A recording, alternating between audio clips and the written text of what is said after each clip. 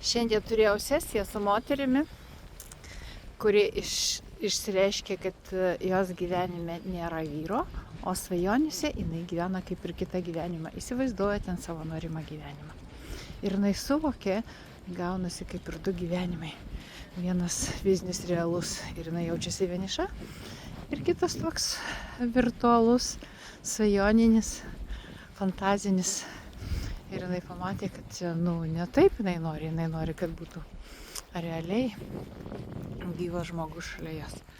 Taigi labai svarbu sujungti savo išorinį pasaulį, materialų pasaulį su savo vidumi, su savo tikruoju noru, kokio aš tikrai noriu.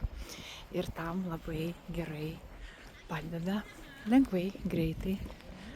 Tiesiog atsiveria susivokimas, kad išorė ir aš yra viena, ir tada labai lengvai susijungia ir materializuojasi tavo norimas troškimas, svajonė vyksta taip, kaip tu nori. Ir gale sesijos ta moteris sako: tai ką, aš čia susijungiau pati su savimi?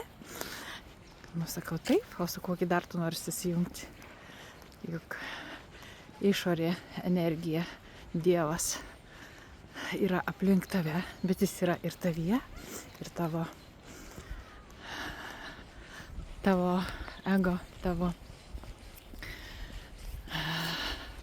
žmogus, kuris gyvena per tave, asmenybė, irgi yra vienis kartu su išorė.